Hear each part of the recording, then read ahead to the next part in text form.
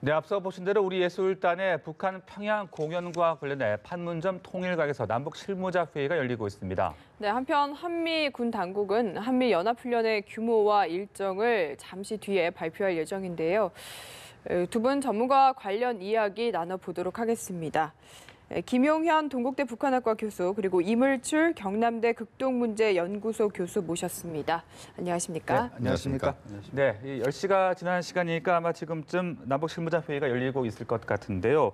먼저 이번에 이 윤상 씨가 수석 대표로 발탁된 점도 상당히 좀 눈에 띄는 대목입니다. 어떻게 좀 보셨습니까? 뭐 전례가 없다 이렇게 말씀드릴 예. 수가 있는데요. 굉장히 이례적인 발탁이다. 남북 대화를 그동안 숱하게 해왔습니다만 그 대중음악인이 직접 수석 대표를 맡아서 북측과 실무 접촉을 하는 경우는 없었습니다. 그만큼 이제 파격적이다 이렇게 봐야 될 것 같고요. 어쨌든 윤상 씨가 갖고 있는 다양한 음악 장르를 이제 아우르는 그런 음악 감독 또 예술가로서의 그런 능력과 역할을 그동안 국내에서도 분명히 검증을 받았고 또 북측과 접촉을 하는 데 있어서 여러 가지 선곡 문제랄지 이런 것들을 좀 더 쉽게 그 딱딱하지 않게 북측과 대화를 나눌 수 있다. 북측의 또 파트너가 현송월 단장이지 않습니까?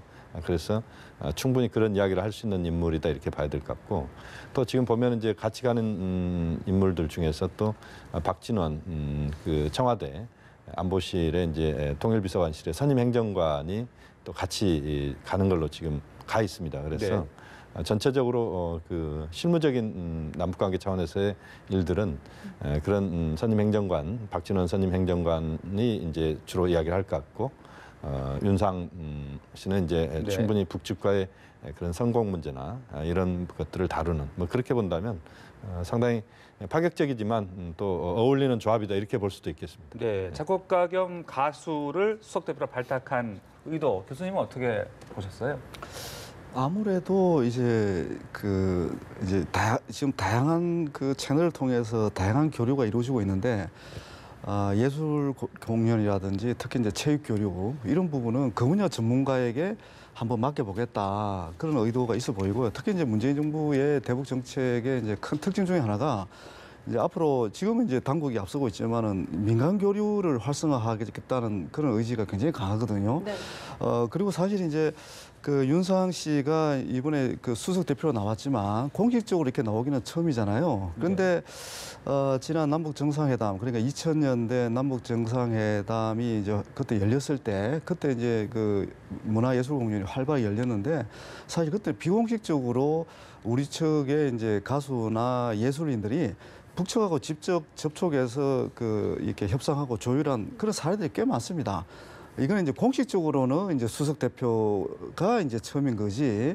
과거에 그 활발하게 그 공연이 이루어졌을 때는 직접 이렇게 북측 그 대표하고 여러 가지 조율을 한 적이 많았고요. 제가 요번에 이제 아주 재미있게 이제 보는 부분은 이제 한쪽에서는 이제 한미 군사 훈련을 이제 곧 발표한다고 그러고 이제 다른 한쪽에서는 남북 간의 그 예술 공연이 이제 또 그 성공적으로 이루어지기 위해서 이 협상이 벌어지고 있는 이 어떻게 보면 이제 두 가지가 공존하기 쉽지 않은 현상이 지금 이렇게 가고 있는 거 이런 부분들이 저한테는 상당히 의미 있게 와닿았습니다. 그러니까 한미 군사 훈련이 열려도 한쪽에서는 이제 그 예술 공연이 그 펼쳐짐으로 인해서 평창 그 평화올림픽의 어떤 그 모멘텀, 평화 모멘텀이 계속 이어지고 있다. 그러니까 한미 군사 훈련이 이루어지고 있음에도 불구하고 진행됨에도 불구하고 남북 간의 화해 협력, 평화의 분위기는 계속 이어진다. 이제 그런 부분들을 이제 상징적으로 보여주는 뭐 그런 장면들 아닌가 저는 그렇게 해석을 합니다. 네, 윤상 수석 대표는 오늘 출발에 앞서서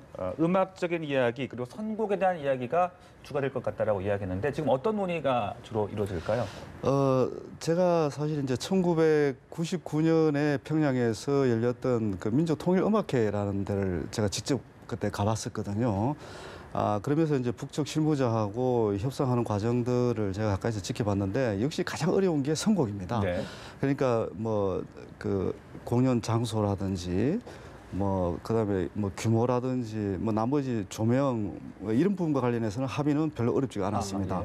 가장 중요한 게 선곡이고 선곡이 가장 중요한 이유는 역시 이제 북한 주민들에게 어떤 노래가 우리 가수들이 어떤 노래를 불렀을 때 이제 북한 주민들이 받을 어떤 영향들 이런 부분들을 이 북한을 이제 이걸 약간 이제 사상적 측면, 이데올로기 측면에서 이렇게 평가를 하는 이제 그런 그 기회가 되기 때문에 선곡이 가장 어렵습니다. 근데 이번에 얼마 전에 이제 그 예술단 공연에서 남북한의 어떤 조율 과정을 지켜보니까 예. 선곡도 이제 가능하면 뭐 과거처럼 어떤 사상적 그런 이데올로기적 잣대를 가지고 판단하기보다는 네. 이제 가능하면 이 남북 간의 화해 또는 평화 분위기를 고조시킬 수 있는 최고조를 고조시킬 수 있는 그런 선곡을 하는 방향으로 지금 하고 이번에도 했었고 이제 앞으로도 그럴 가능성이 굉장히 높아 보입니다. 예. 네, 이제 오늘 뭐 라인업이 나와봐야 알긴 하겠지만 지금 화면에도 나가고 있고요. 네. 벌써부터 뭐 여러 인물들이 거론되고 있는 것 같습니다. 어떻게 좀 예상을 하시나요? 심지어 화면에 나오는 그 음악인들은 대체로 북한에서 공연을 했던 사람들입니다. 조용필 씨는 그 북한에서 단독 공연을 예, 하면서 했었죠. 그 공연할 때 아마 저는 이제 그 공연을 TV로 봤습니다만 처음에 북한 주민들이 이렇게 딱딱한 얼굴이 조금 공연이 시작되면서 또 중간쯤에 이제 굉장히 그 호응하는 그런 공연을 성황리 했었고 네. 이선희 씨도 역시 북측에 가서 공연을 했던 사람입니다. 그렇기 때문에 대체로 이번에 보면 윤도현 씨도 마찬가지고 그래서 이제 공연을 했던 사람들 또 북측에 꽤 알려진 사람들이 지금 이제 갈 것 같습니다. 또 보면 이제 이선희 씨의 제2의 기회 같은 경우는 지난번에 북측 예술단이 강릉 그다음에 서울 국립극장 공연 때 직접 북한 그 중창단이 불렀습니다. 세 직접 사람이. 들으셨잖아요. 그렇습니다. 저는 네. 이제 강릉에서 직접 그 북측 예술단의 제2의 기회를 들었는데요. 직접 그때 보면서 현송월 단장이 손에 깍지를 끼고 그 제2의 기회 노래를 아주 들으면서 그 가수들을 응시하는 그런 모습을 제가 잊을 수가 없습니다. 네. 제가 바로 뒤에 앉아서 이제 그걸 봤는데 그만큼 이제 북측에도 이선희 씨 같은 경우는 굉장히 알려져 있고 또 한국에서의 이선희 씨의 이미지도 굉장히 좋지 않습니까? 또 가창력도 인정받고 있고 또 조용필 씨 같은 경우는 뭐 두말할 필요가 없는 뭐 가왕이라는 표현을 쓸 네네. 정도의 국민 가수다 이렇게 봐야 될 것 같고 윤도현 씨도 북측에서는 꽤 그렇게 또 알려져 있고 또 지금 이제 우리가 거론은 안 되고 있습니다만 아이돌 가수 우리가 흔히 이야기하는 또는 네. K-팝 이쪽에 대해서 북쪽의 청소년들도 꽤 K-팝을 알고 있다 이렇게 보시면 됩니다. 그만큼 이제 중국을 통해서 많은 우리의 그 음악이 북한 쪽에 들어가서 아주 그것이 공식화되지는 않았지만 북한의 청소년들 또는 북한의 청년들에게 많이 불려지고 있다 이렇게 봐야 됩니다. 그래서 그런 음악들 중심으로 그런 음악인들이 아주 세대를 아우르는 그런 음악인들 또 아마 성악을 하는 분들도 갈 가능성도 있을 것 같은데요. 예. 그래서 전체 북측에서도 이번에 내려왔을 때 보면은 그런 관현악단의 연주도 있었고 또 가수들의 그 공연도 있었고 우리가 케이팝을 연상하는 북측의 공연도 있었거든요. 네네. 그래서 거기에 아마 거기에 준하는 그런 우리의 어떻게 보면 왔기 때문에 우리가 다시 북측에도 우리가 가서 화답하는 그런 성격의 아마 음악들이 아마 선정이 될 가능성이 높고 그런 분들이 아마 갈 가능성이 높다고 봅니다. 네, 어떤 가수가 또 어떤 노래를 부를지 참 궁금해지는 대목인데요. 또 앞서 임 교수님께서 이 한미연합훈련 그리고 이 예술단 논의가 동시에 이루어지고 있다는 점이 참 눈에 띈다라고 말씀을 하셨는데 그렇다 보니까 이번 예술단 공연이 좀 성급한 것은 아니냐. 또 반대로 비핵화로 가는 어떤 윤활유 역할을 할 것이다. 논란도 좀 있는 것 같아요. 어떻게 좀 파악해야 될까요? 예, 저는 이제 그런 주장은 조금 뭐 과단 우려라고 네. 일단 보여지고요. 일단 중요한 것은 그 평창 동계올림픽의 그 이제 남북 간의 어떤 화해 협력의 모멘텀을 중단하지 않고 계속 이어나가는 게 이제 굉장히 중요하다는 것을 그 남북 간의 최고 지도자들이 지금 굉장히 중요시하는 것 같습니다. 그래서 사실 정상회담도 예정이 되어 있고 뭐 다른 비핵화 논의 뭐 이런 부분도 굉장히 중요하고 본질적인 의제긴 하지만 그 사이가 지금 너무 또 어떻게 보면 공백이 지금 있을 수 있는 거잖아요. 이제 그러면서 이런 그 문화예술 공연이 그 윤활유 역할을 저는 굉장히 톡톡히 할 가능성이 굉장히 높다. 그리고 1월 9일에 남북한이 처음으로 고위급 회담을 했고 그리고 특사단이 방북을 하고 북쪽하고 이제 직간접적인 많은 합의가 이루어졌는데 그중에 제일 마지막 부분에 계속 빠지지 않는 합의 그 문항이 네. 다방면에서의 남북 간의 교류 협력은 이제 이어나가자, 접촉 왕래는 계속 진행시키자, 이런 부분들이 계속 지금 그 남북 간에 합의하고 있는 내용이거든요. 이제 그런 합의들을 이제 이행한다는 차원에서 상당히 의미가 있는 거고, 결국 이제 비핵화라는 것은 정말 어려운 과제라고 생각을 합니다. 난제 중에 난제인데, 이제 그런 부분도 결국은 이제 이런 그 긴장을 완화하는 여러 가지 그 보완적인 어떤 남북 간의 그 협력을 통해서 그 딱딱한 이제 정치, 군사 이런 현안들도 좀 녹이는데 도움이 되지 않을까, 저는 그렇게 생각을 합니다. 네. 어쨌든 남북 그리고 북미 정상회담을 앞두고 계속해서 접촉이 이어나가지고 있는데 네. 이런 가운데 우리와 그리고 미국의 민간 전문가 그리고 북한의 최강일 부국장이 네네. 핀란드에서 만났습니다. 네네. 우선 핀란드라는 장소가 가지고 있는 의미가 궁금하거든요. 핀란드 그다음에 이제 좀 그 이전에 이제 스톡홀름에서 또 그 이야기들이 대화들이 좀 있었습니다. 그러니까 스톡홀름에는 지금 리용호 북한 외무상이 왔었고 핀란드에 지금 이제 헬싱키에 북측의 최강일 외무성 부국장, 물론 이제 이번 회담에 참가할 때는 외무성 부국장 직책을 갖고 온 건 아니고 북한의 연구소에 소장 직함을 갖고 왔습니다. 그러니까 이번 모임이 반관 반민의 1.5트랙 모임이거든요. 그래서 헬싱키에 왔는데, 헬싱키가 갖고 있는 또는 북유럽이 갖고 있는 이미지는 결국 북한과 그런 수교가 유럽에서 가장 먼저 됐던 국가들이 어디냐면 북유럽 국가들입니다. 네. 또 그동안 보면은 북유럽 국가들은 스톡홀름이나 또는 뭐 헬싱키에서도 북측 인사들이 유럽 인사들과 만남도 많이 있었지만 대체로 이제 스웨덴 같은 경우는 미국의 영사무를 대신하는 그런 기능도 했었고, 또 그 핀란드나 이런 국가들이 북한과의 어떤 교류나 협력 관계가 다른 서유럽 국가들보다는 상대적으로 많고, 또 여러 가지 그 북유럽 국가들이 또 아시아에 대한 관심, 특히 동북아시아에 대한 관심, 이런 것들을 보이면서 북한을 늘 챙겼습니다. 그런 차원에서 보면은 헬싱키라고 하는 공간 자체는 상당히 북한으로서는 편한 곳이다.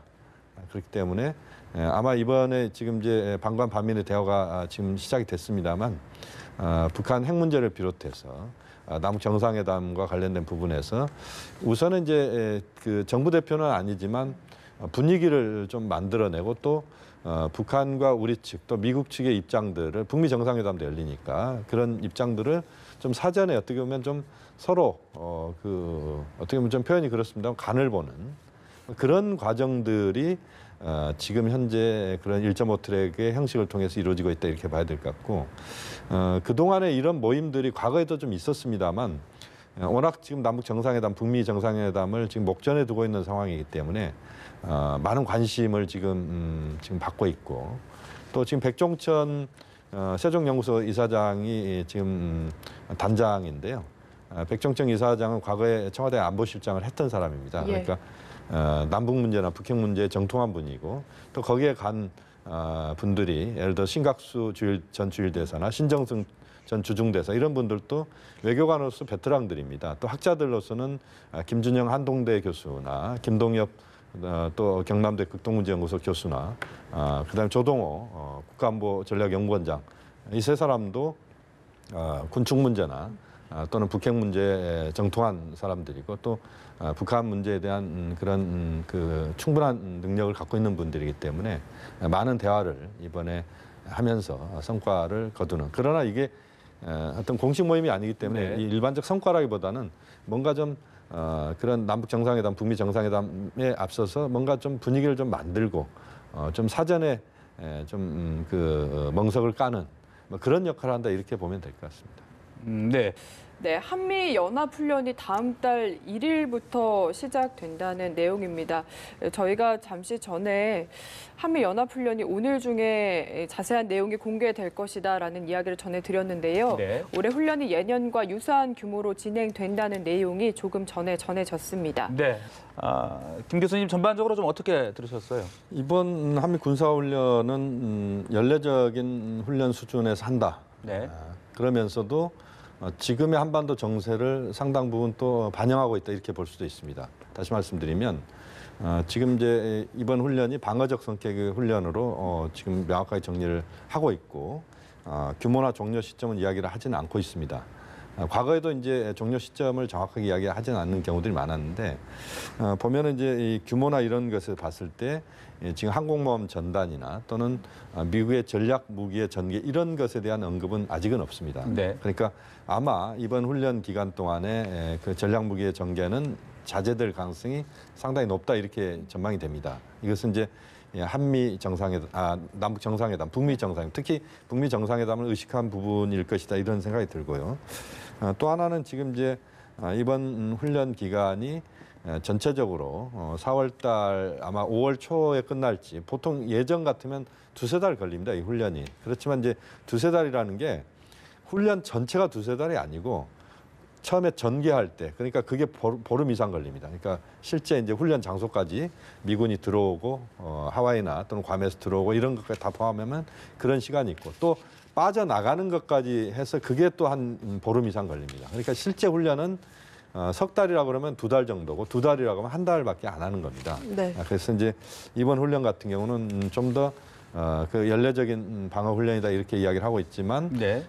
좀 시기는 조금 시간은 좀 줄어들 가능성이 있고 왜냐하면 시작 자체가 좀 늦었습니다. 원래는 3월 정도, 2월 말 3월 초에 시작하거든요. 네네. 한 달 이상 지금 늦게 시작하는 거기 때문에 미군도 또 다른 훈련 일정들이 또 있습니다. 우리 한국과 훈련하는 것만 아니고 또 다른 국가들과 훈련도 하기 때문에 아마 발표는 지금 그렇게 안 나와 있지만 실제적으로는 시기도 좀 줄어드는 그런 상황이다 이렇게 봐야 될 것 같습니다. 그래서 이번 훈련에 대해서 이제 북한군에게도 지금 통보를 했다는 이야기거든요.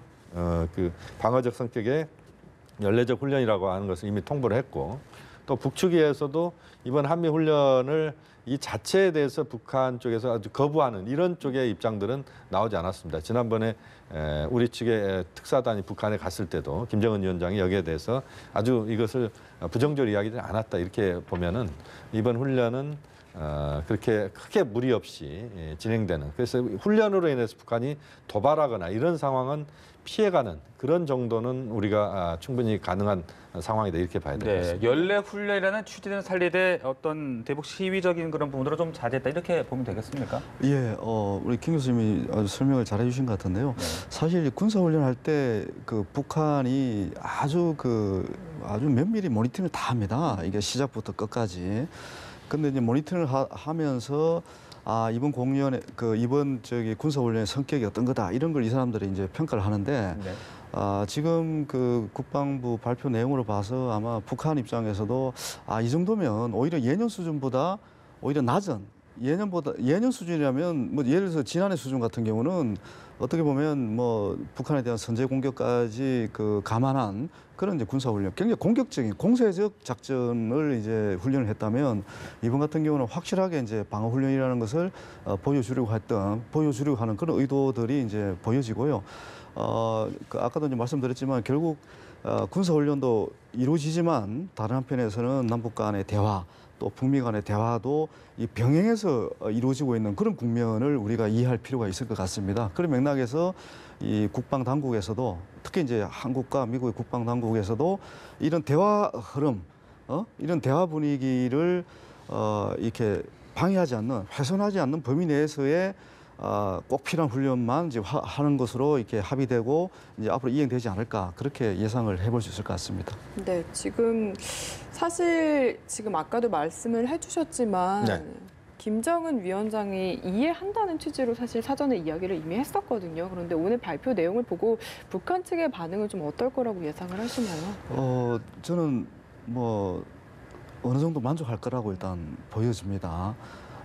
사실 그 한미 동맹 체제를 유지하는 한 한미 군사 훈련을 중단할 수 없는 우리 입장을 지난번 특사 방북 때도 어느 정도 설명을 한 것으로 저는 알고 있고 또 북한 입장에서도 이 훈련에 대해서 계속 두려워했던 것이 이 방어 훈련이 바로 공격 훈련으로 전환될 가능성, 이제 그걸 가장 우려를 했었거든요. 그리고 실제 지난해 연말까지 뭐 남북 관계 또 북한과 미국 간의 어떤 그 최악의 어떤 관계 이런 성격을 고려하면 북한으로서는 상당한 공포감을 느꼈을 그런 상황이었거든요. 네. 네. 그런데 이번 훈련 내용은 방어적 성격이라는 것이 명확하고 또 그 부분을 또 북한한테 직접 통보를 했고 뭐 그런 내용 그런 어떤 일련의 흐름을 보면 북한 입장에서도 뭐 상당히 양해하지 않을까 이해하지 않을까 그렇게 평가할 수 있을 것 같습니다. 네, 앞서 김정은 위원장이 이해한다는 취지로 네네. 말했습니다만 글쎄요,